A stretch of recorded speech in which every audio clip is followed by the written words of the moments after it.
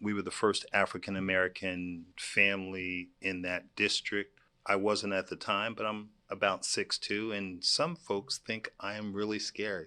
Why, I don't know. I'm the kindest person on the planet, but I think some of what students, particularly male, African American males, face is teachers assume they are something that they may be or may not be, and that assumption oftentimes leads them into directing them more for disciplinary problems than for educational issues. That kind of fits my profile exactly. Hello, and welcome to the Black and Dyslexic Podcast with Winifred A. Winston and LeDerick Horne, the show that unapologetically focuses on helping Black and underrepresented minorities navigate the special education process. We want to help raise awareness in the Black and Brown community, remove the stigma about learning disabilities, and provide you access to professionals in the space of dyslexia and special education that you need to hear from. Hello, this is Winifred A. Winston along with LeDerick Horne.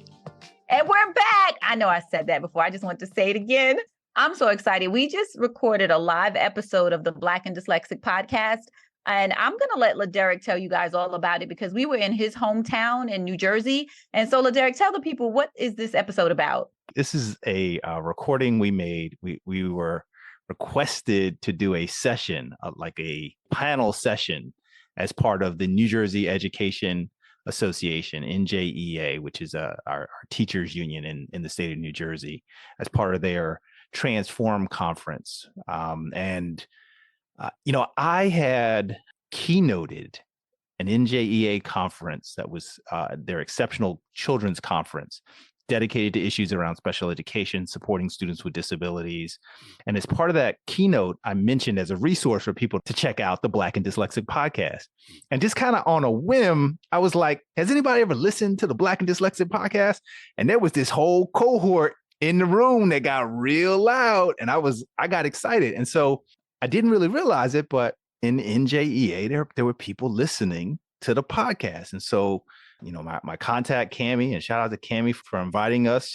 She said, yo, could you come through and as part of one of our breakout sessions, do an episode of the podcast? And so as you're getting ready to hear, we were able to put together a panel of both people who have lived the experience of having dyslexia, of having ADHD, experts in the field, educators, and we had a great audience. Did we have a great audience? Yes, we had a great audience. And I think you'll be able to hear some of the giggling and the amen corner, and you're going to hear this conversation. Now, the conversation actually ran for about 2 hours. So what we're doing here is we're going to break it up into 2 episodes, and you're getting ready to hear the first recording, where we're just going to jump right into the conversation. And the structure of it is that we talk a little bit about the podcast to begin. Then we go into facilitated questions that Winifred and I pose to our panel. And then we're going to end this whole thing up with questions from the audience. Yeah, you know what? Just get ready because we've got a standout high school student in this episode that I'm super excited about. And I need the parents, I need the educators, I need folks with lived experience. I need parents to grab your children. This is an episode that they need to hear because we've got a rock star high school student that is sharing her lived experience. All right. Without further ado, is it ado to do? I don't know. Okay. You know what? Let's go. All right. Enjoy the episode. Thank you so much for coming to our session. I'm LeDerick Horne. And I'm Winifred A. Winston. And we were just giggling because Winifred and I met each other at the International Dyslexia Association's conference in 2019. And after that meeting, we have collaborated on different projects. As part of that collaboration, we created the Black and Dyslexic Podcast, and this is really Winifred's project, and she'll talk a bit about that. But what stood out to us yesterday, that this is the first time since we first met that we've been in the same room together. Really? Zoom will have you thinking that you met someone in person.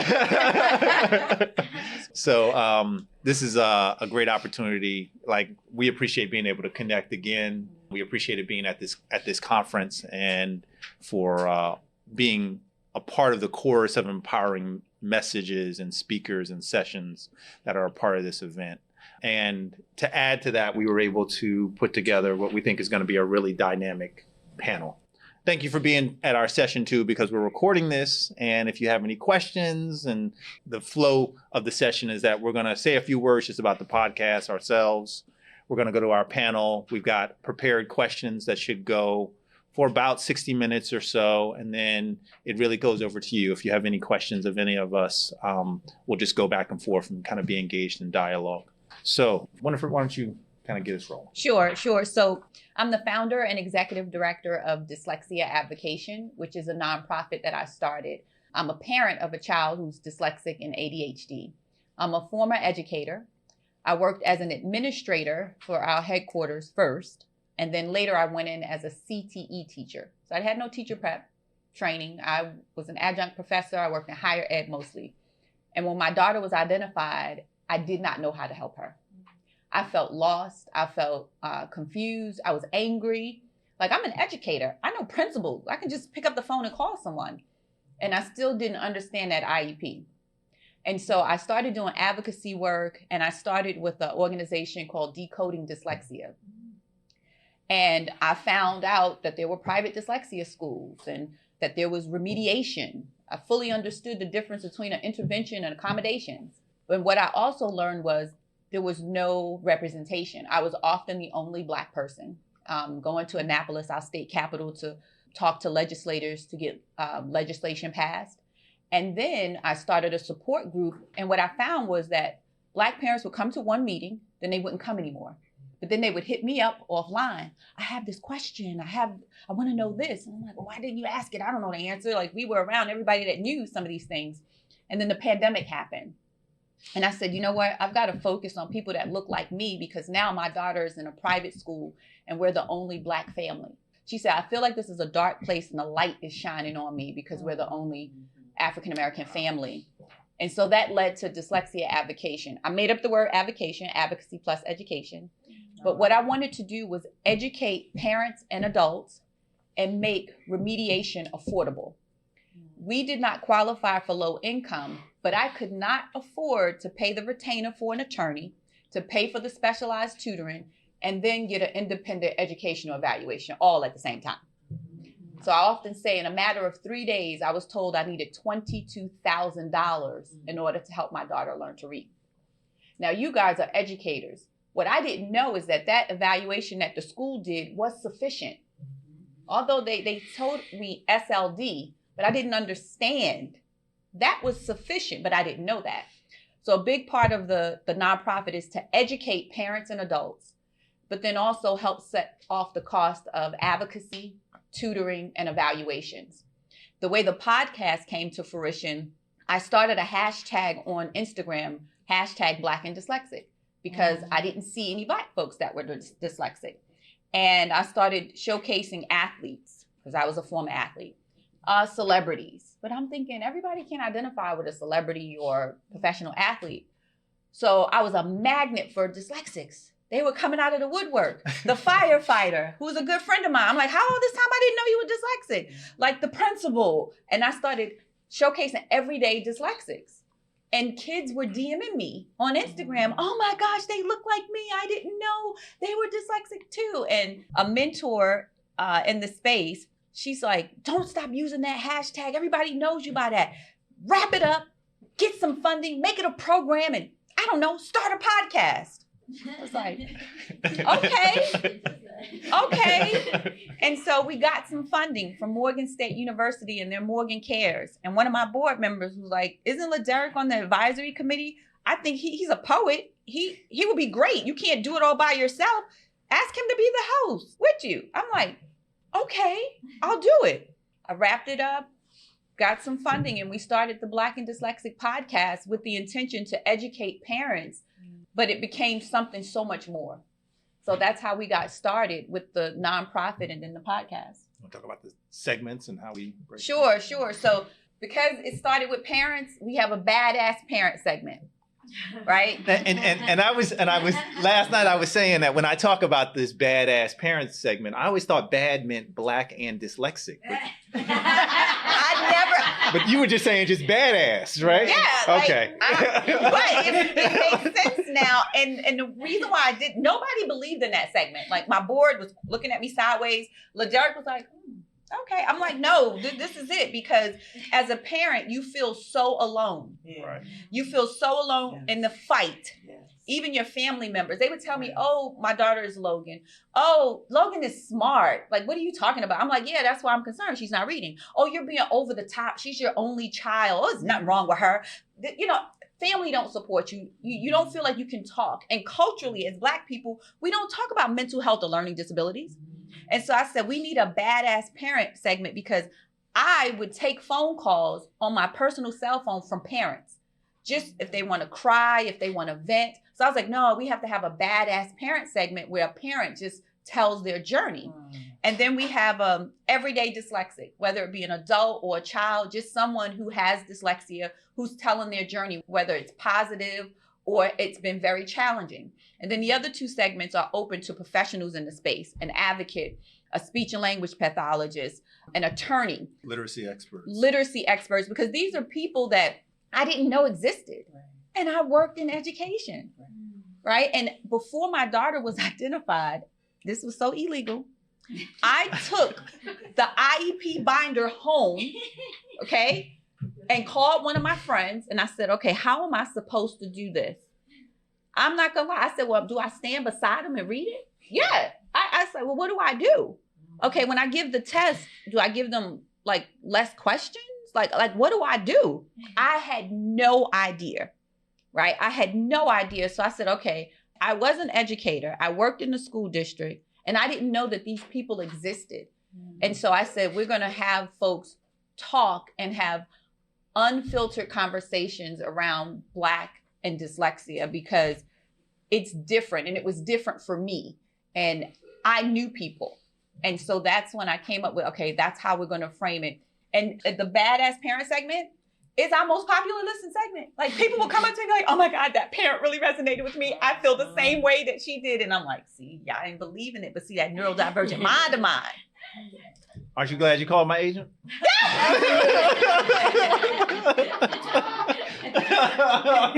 See, it all works out. So I'm LeDerick Horne, and I come to this work not as a parent advocate or as an educator, but as a person with a learning disability. And I think some of you, I keynoted the Exceptional Children's Conference last. Yeah. Me in tears. Oh, okay. All right. We got to make sure she got that on the mic. Okay. Well, yeah, I did the keynote last year at the Exceptional Children's Conference. So I shared a bit of my story then, but I am here from New Jersey, and actually you guys are in my hometown right now. I grew up in Franklin Township. And also from Franklin? Live in Franklin. Okay, all right. Blue and gold. Okay. But I was first recognized as having a learning disability when I was 9 years old in the third grade. And actually the first label I was given was that I was neurologically impaired. That landed me in a resource room, which was a teacher's storage closet. After that, self-contained special education classroom. Was very fortunate that my first special ed teacher was an amazing educator. Both her and my paraprofessional. It was clear. So we were in a classroom at the end of the hall. I remember feeling dumb and stupid and what have you. But I also, from that time, I remember that those women loved each and every one of us. And their expectations for who we were and where we would go in the future was very high. And so get through middle school, high school, still on an IEP. I'm clearly showing signs of having mental health issues, wrestling with depression and anxiety. Ended up having a bit of a breakdown when I was in my junior year of high school and used it as an opportunity to redefine who I was. Had this crazy idea I was going to go to college. And my IEP team recommended I go to Middlesex County College, where I was a part of a support program called Project Connections.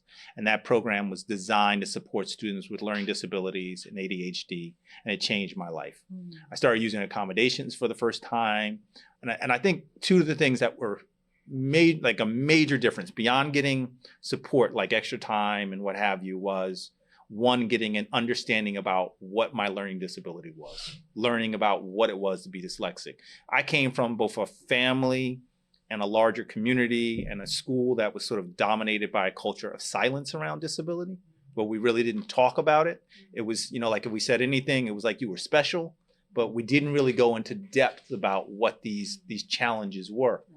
So I think I was also, as an 18-year-old in college, I was also just hungry for these sort of conversations. And then the other thing that I think was so profound is that it was the first time that I really got connected to like a community of people who had challenges like mine, right?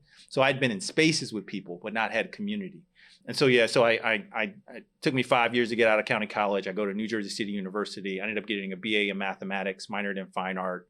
Got recruited by the New Jersey Department of Education's Office of Special Education, like my last semester of college. And they asked me to take part in these student leadership conferences we do every spring called Dare to Dream. And so I started doing that work. I don't know if anyone's ever been to the Dare to Dream conferences, but they're phenomenal. So I was there, MC, keynote speaker, and from that started connecting with organizations all over the United States. I used to work with an organization called NASD, the National Association of State Directors of Special Ed.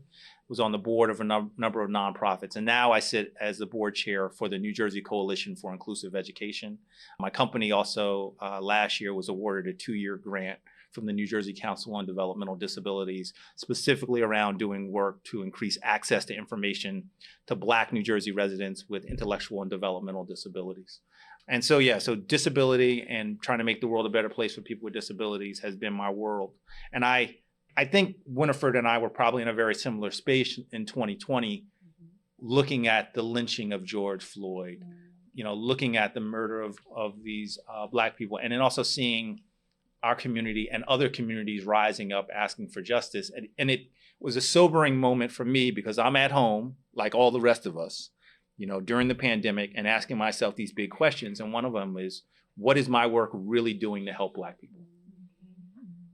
And so, Winifred calls. And she called me directly this time, not through my agent.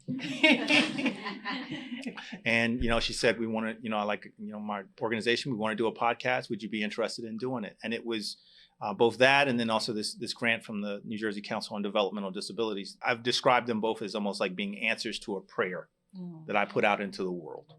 And so, with the first season of the podcast is up. And I know for me, I learned a lot doing the podcast, right? My work very much comes from this line of, because I didn't have the advantage of a structured literacy program when I was a student, right? I got to college and was reading on a 5th or 6th grade level. So it was audiobooks, it was extra time on tests, it was those sort of things that I could leverage so that I could really apply my intelligence to being able to do work and accomplish the goals that I wanted. But to hear from the literacy experts, to hear from parents who had challenges similar to my mother's, but were also empowered in ways in which my mother could never be, at the time in which she was trying to raise me. And then I think the other thing, which has made me very proud of the work that we're doing, is like, I remember for years being in professional settings, people asking about like what books I should read. And I would point them to a book and point them to another book or point them to some curriculum or what have you.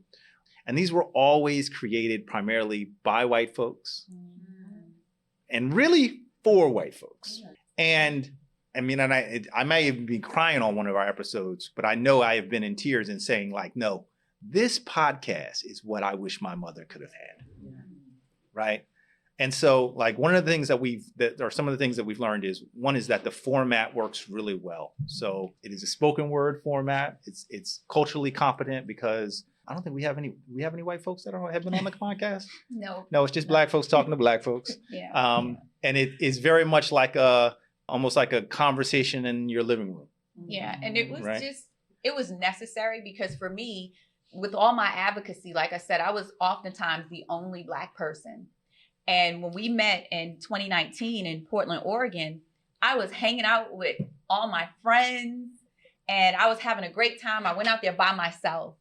And when George Floyd was murdered and we were asked to put out a statement about it as an organization, what I realized is that some of those friends I was hanging out with, they really weren't my friends.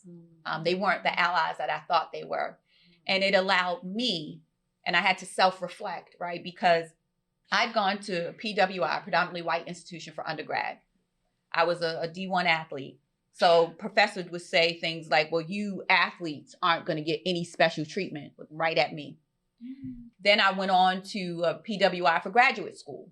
And my first 2 jobs out of college, I was the only Black person in my role. I had a man, very prominent businessman, tell me, I had a colored girl come perform. And my supervisor looked at me and I'm like, okay. But there was a level of complacency that I had being in those spaces and always being the only Black person. Yeah. So when I was doing my advocacy, those Black parents that only came to one meeting, I didn't hear them all the time when they addressed their concerns. I didn't pick up on that they felt inferior. I've always had to be in a white space and be the only Black person. So I didn't see it. And my name is Winifred. I've gone to spaces and when I come in, they're like, oh, you're Winifred. And I know what they were expecting, right? But I just kind of it was normal for me.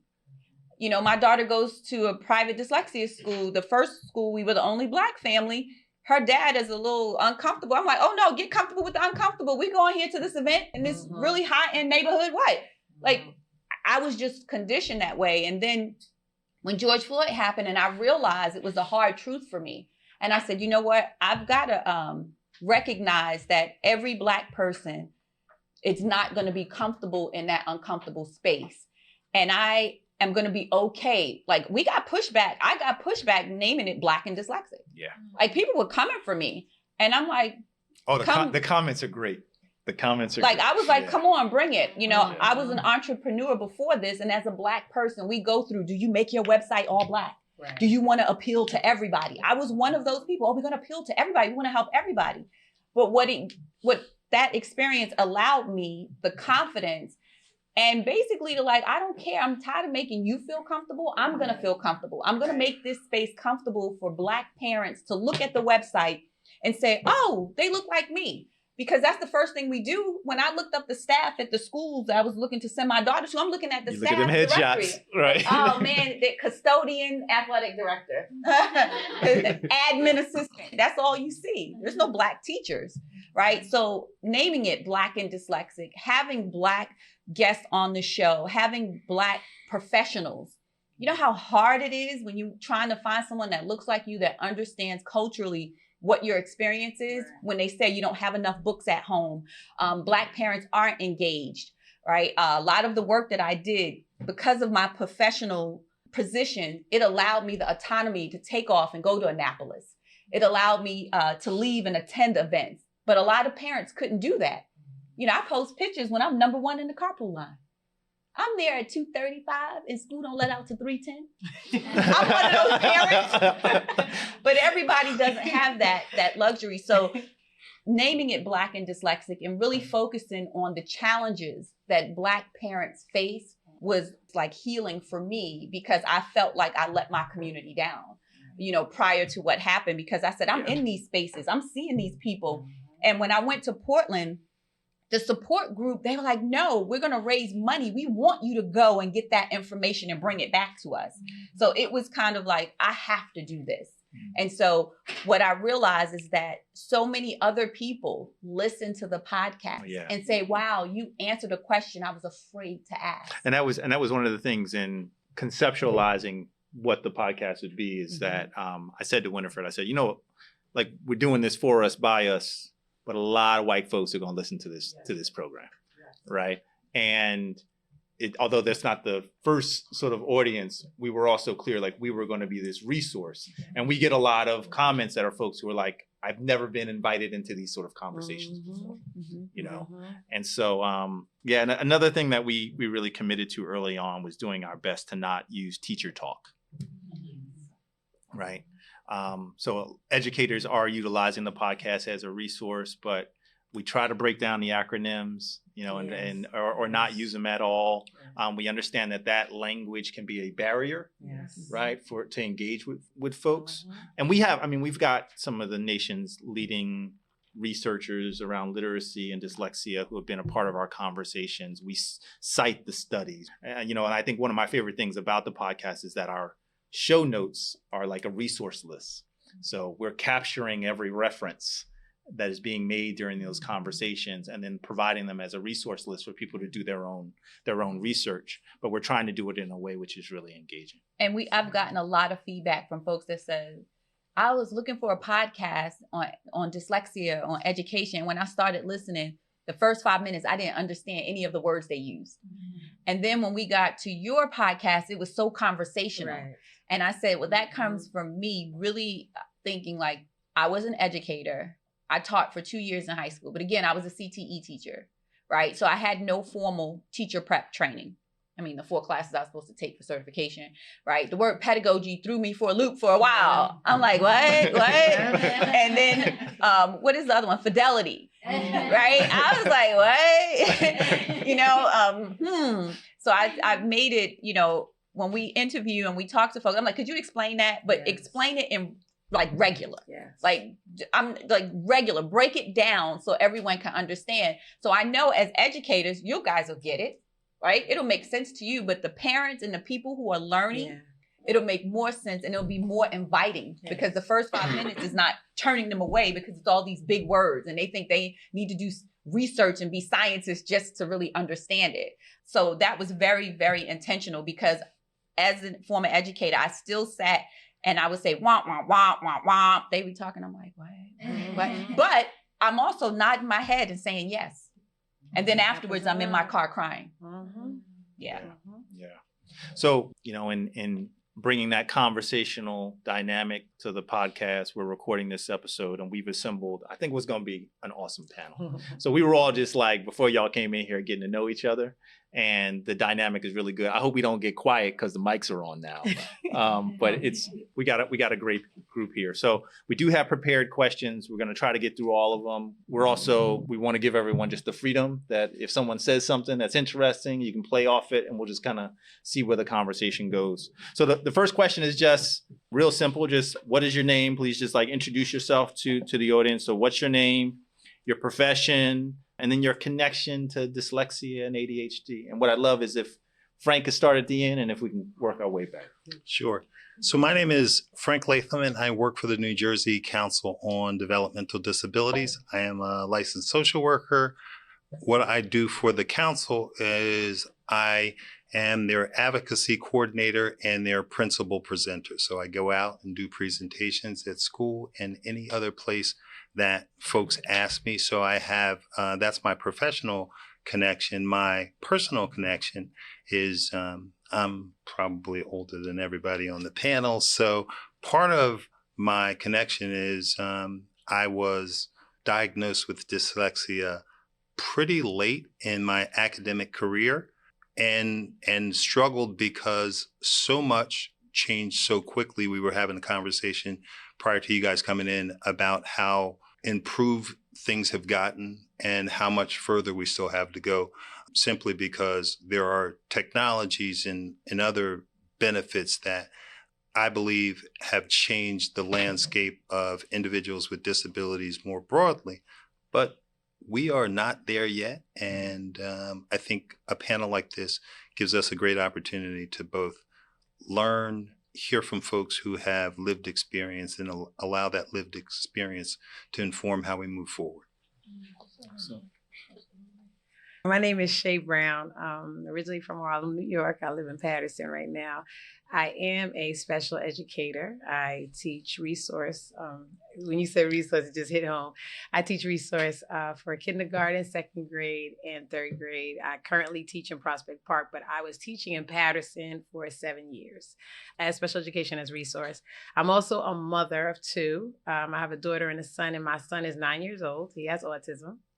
And this hits home. I'm looking at my bag, see if I need some tissue, because just listening to you two talk, it just brings up a mirage of emotions, just reflecting on my own experiences as an educator and as a mom. And I just have to add, teaching in a community where it's predominantly, minority children, Black and brown, when the topic of dyslexia comes up, and I remember calling into my board meeting 2 years ago because one of the state requirements is we have to do this 2-hour training on dyslexia. And I had a lot of students that I suspected had dyslexia. And when I asked for testing, I was told, exact words were, we do not test for dyslexia. We would have, and that was it. Okay, well then, is there somewhere I can recommend for the parents to take the child, out? Because you're required, this child has an IEP, you're required to provide that testing. And I was told, we'll get back to you. I'm no longer in that district. I just left in November, but I know that if I go back, it's going to be the same question. And it's just so concerning that there's no emergent response to, we need to get this done. And I know I'm not the only one asking the question, but I feel like there's not enough people asking the questions because we also have a lot of families who are just not informed. Right. And I feel like it's my charge, because I am a parent of a child with special abilities, that I need to also inform those parents. So I just feel like that's what I'm supposed to do, not just be in the classroom, but take it further, because there's a stigma in our communities. Just this morning, I was thinking how even when I was younger, when you think about special education, you think of the little yellow bus. That's it. And we used to call it the cheese box when I was riding on that little yellow bus. Right. Yes. And the thing is, my son takes that little yellow bus to school and home. And even to this day, I've had parents who refuse to sign off on consent for their child to get supportive services because, and these are their words, I'm not putting my child on that bus. Right. And even when I try to talk to them on the side and, express, listen, I'm a mom, I'm just going to talk to you. I'm not talking to you as a teacher. And it's still that fear, that guilt. He'll be fine. We just going to work with him. Special education, I always tell them it's not a place, it's a service. Yes. Right. Yes. So I just try to drill that it's not a place. And I'm up in age where they were just all in that room. Yes. Right. And it was a place. Yes. But I try to really say it's a service. Yes. Yes. Yeah. And you guys also hit on something that I wrote down, language. Even when I first started dealing with my children and trying to get early intervention services, the language is so foreign to me. Yeah. And I'm just like, what are you talking about? And I'm a special educator.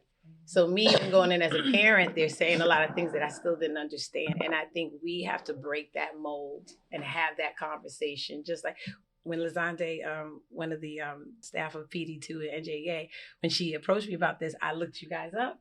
And I'm like, why didn't I know about this? It hurt because I'm just listening. I'm like, oh, this is what I need to spread out.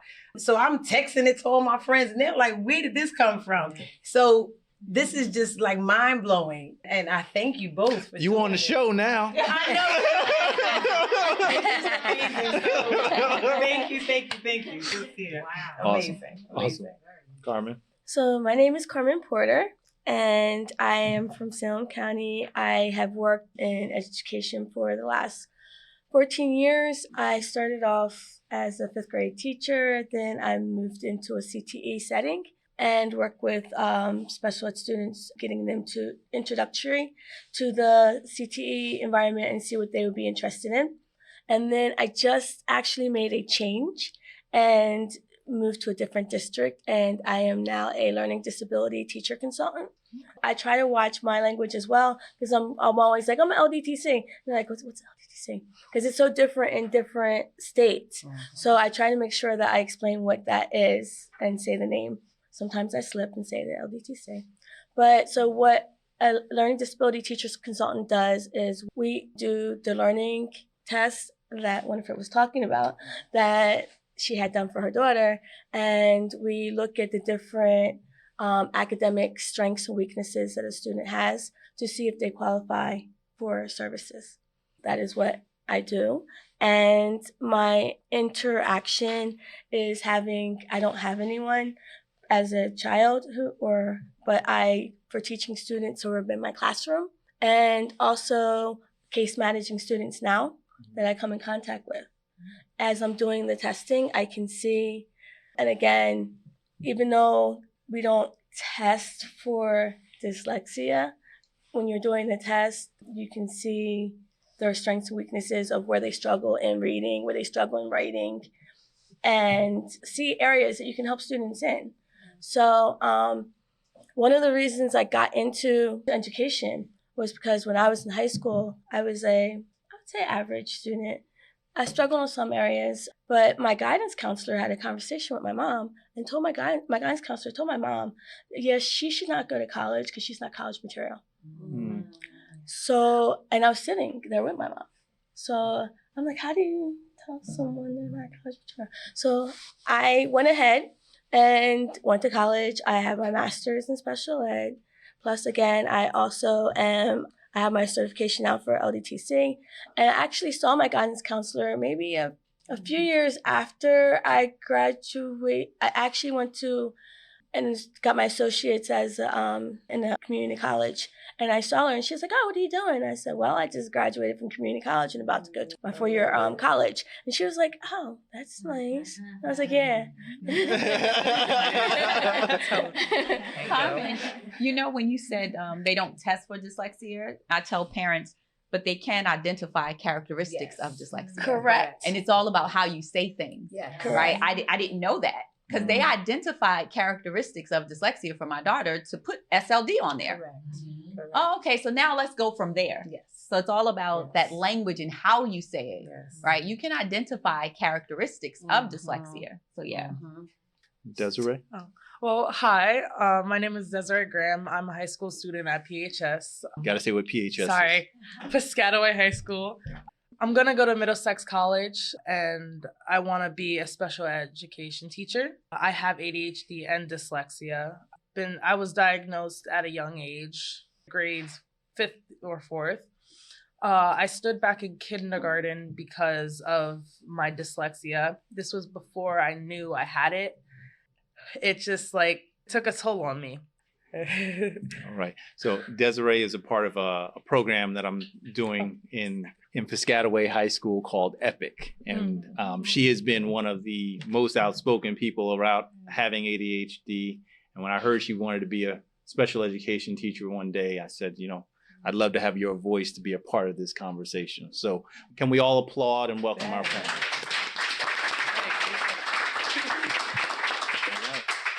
Winifred?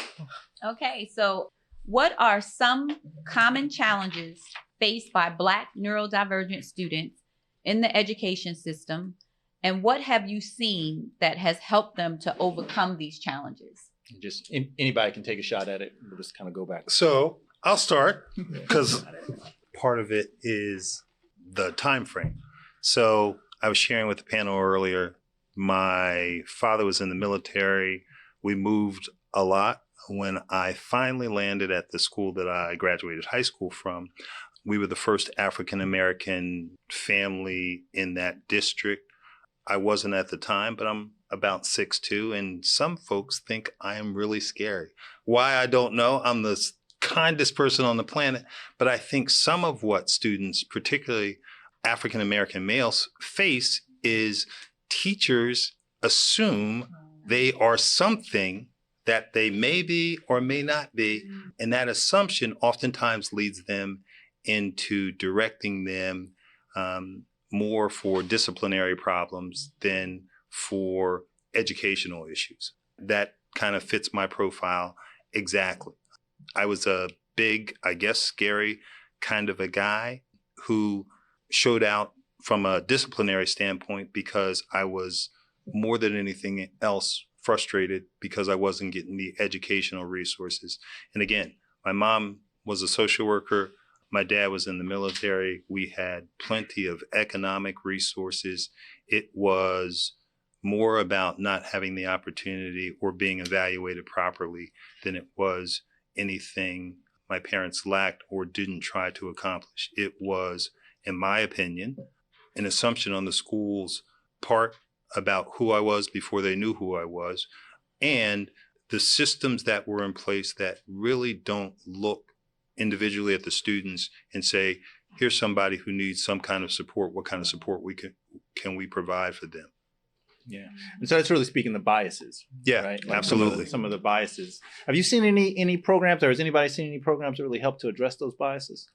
I think one of the things that significantly improves upon those biases is calling them what they are. Mhm. Like if folks know, then the level of awareness is raised in a way that all of the sudden, when somebody sees that, it's not a family saying, we feel our son or daughter isn't being treated fairly, but it becomes more system-wide and folks can more appropriately identify and hopefully move to correct that. So I think programs like this do a great job of, for lack of a better term, exposing the truth. Mm. Anybody else? Any other challenges that you've seen? Growing up and being in middle school with these disabilities has been a little hard for me, and finding the support that I needed from my teachers. I just wanted to say I didn't really have that much support in middle school for my ADHD, because like a way that would help me focus on like my work and stay on task would be sitting on the ground. But my one teacher, she just would not understand that me sitting on the ground is helping me and helping me focus. She would make me sit in a desk and just sit there and try to do my work when I couldn't. So I would just sit on the ground anyway and like try to do my best. And if I got yelled at, it was what it was, because I was doing my work. I'm going to speak, I know as an educator, especially as a woman of color. Growing up, I'm 48 years old. So when I was young, my mom had a relationship with my teachers. Mm-hmm. I saw that, would call my mother if I was acting up in school. I even had one teacher, Mrs. Altagracia, who I still love to this day, who she knew my mother was a single mother, raising 2 children with three jobs. My mother had 3 jobs, working at Macy's, the bank, and I forgot what the third one was. And my mother was an immigrant. She came from Jamaica. So she was doing a lot on her own. And I had one teacher who even on the weekend, she would take me with her son out. I remember we went, that was the first time I saw the tree in Rockefeller Center. So there was a real relationship. When I decided to become an educator, I wanted that type of relationship with my families. So one thing I think that's really important in the education system, and it's a lost art to me. A lot of teachers don't take the time to have relationships with the parents of their students. And I think especially when you're talking about within the special education field, you have to have a relationship with the families. You cannot just teach in the classroom and expect that child to go home and everything's going to continue. I'm a firm believer in teaching the whole child, and that whole child includes the family. So when I first meet my students for the year, I send home a letter with all my information. I give them my cell phone number. I have Class Dojo, which I love. I also give them my email. They can reach me anytime. I'm on the phone 9 o'clock at night sometimes with some of my parents because they're so frustrated. I'm Ms. Brown. I'm trying to help them with the homework. I don't know. And I'm like, you have to, I know it's hard, but you got to pace yourself. The same way she's struggling. You got to understand her processing is a little different. And just to have those conversations with them, it helps the child because you're working across settings. You're not just working in the classroom. You're also working within their home environment.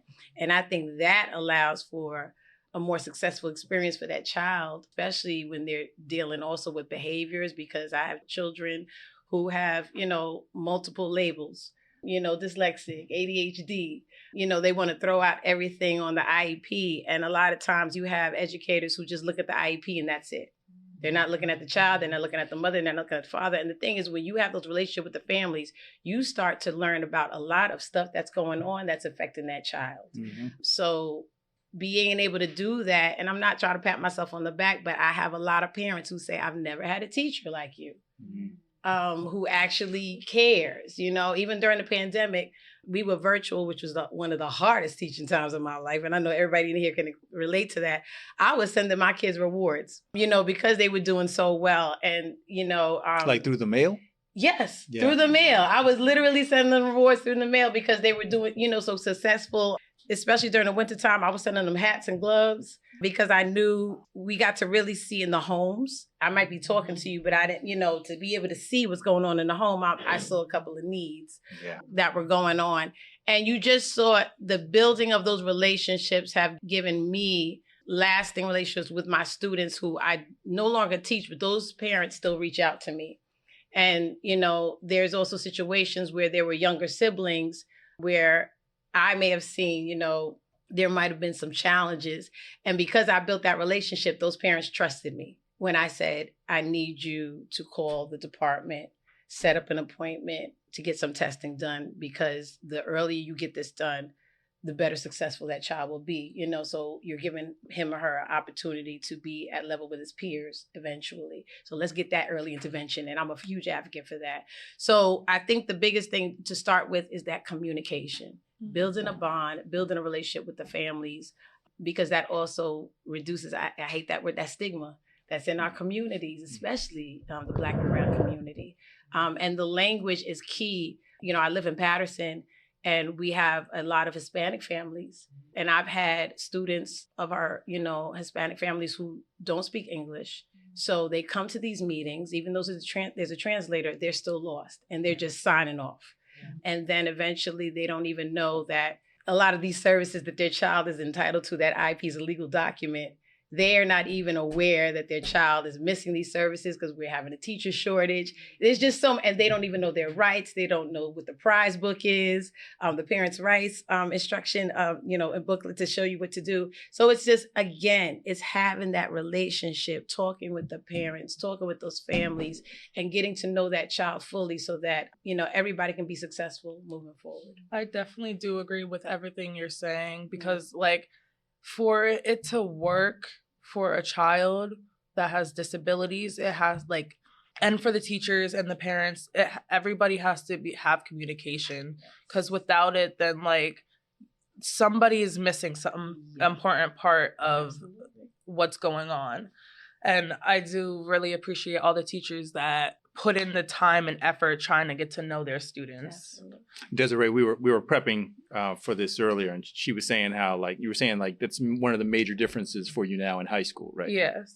And I'm a big Desiree up. I love all these panelists, but we were all getting to know each other. And Justin, who's recording us now, said, some of your expertise besides just being who you are and showing up as your full self in this space is that no one else on this panel has grown up with social media. Yeah.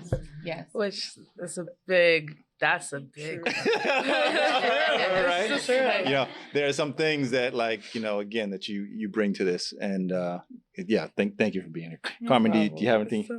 I was going to add just the fact of labeling a student lazy or uninterested. Here we go. Because of the fact that child might not be lazy and uninterested. Maybe they just don't understand what you're doing. Mm-hmm. Did you, as a teacher, check in with that student to see maybe they're struggling and don't know how to tell you? Again, it kind of connects both of you two's conversations, where you got to get to know that student to understand what they're struggling with. If you don't understand their struggles, then you can't help that child. And if you can't help that child, it's going to turn into a discipline issue, because they're going to just shut you out. Mm-hmm. And then they're going to turn into you're not listening to me? Mm-hmm. Okay, well, how about you go to the office, or how about you go here? Mm-hmm. Instead of finding the right solution for that student. Yeah, I wanted to chime in because what all of you said, Desi, when you said you were identified in 4th and 5th grade, that's late. Yeah. That's not early, that's late. And most Black and Brown children are identified late. And it's very hard to catch up. When you talk about sitting on the floor, as a parent, when I saw my daughter doing virtual tutoring, she was like this. She was moving a lot. And I'm 48 too. And I went to private school, and you sat just like that. Now, back then I didn't know it, but you guys can probably tell I'm ADHD. But I was thinking you need to be sitting still. No, my daughter likes to move. And when I saw her moving and the educators explained to me, no, she's focused, she's learning. And then I said, well, gosh, that's why I'm probably doing so well on this ball chair.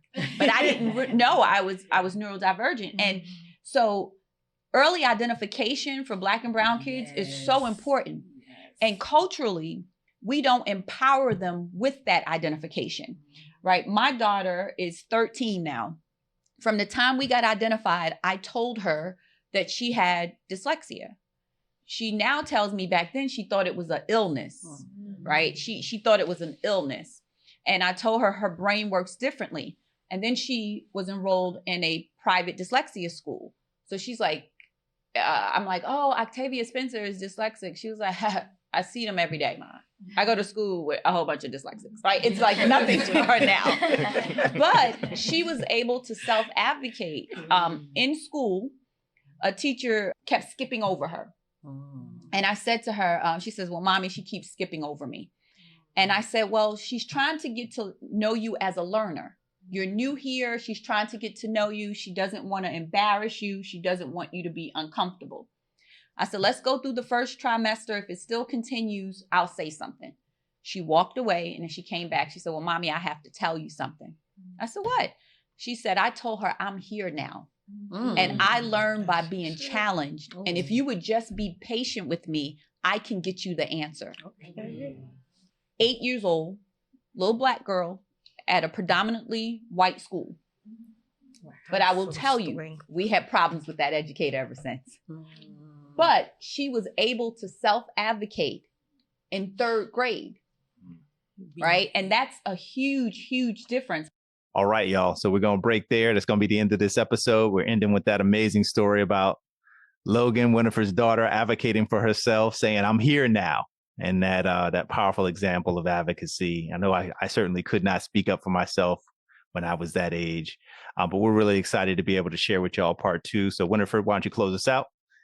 All righty. Well, there you have it. Another episode of the Black and Dyslexic Podcast. We were on location at NJEA's Transform Conference in Somerset, New Jersey. So hold tight. We got part 2 for you. You're going to hear from our panelists and also the audience with a wonderful Q&A. Tune in next week, where we'll continue to bring you lived experiences and more unfiltered conversations with experts in the field around all things Black and Dyslexic. Make sure you subscribe and follow the Black and Dyslexic Podcast, where we educate, empower, and equip Black and underrepresented minorities. The Black and Dyslexic Podcast is partially funded by Morgan Cares and the Center for Urban Health Disparities Research and Innovation, awarded by the National Institute of Minority Health and Health Disparities. The Black and Dyslexic Podcast is sponsored by Dyslexia Advocation Incorporated, a 501c3 charitable organization located in Baltimore City, Maryland, whose mission is to equip parents of children with dyslexia and other language-based learning disabilities with the necessary tools to help their children become successful readers. You can find them on the web at www.soallcanread.org.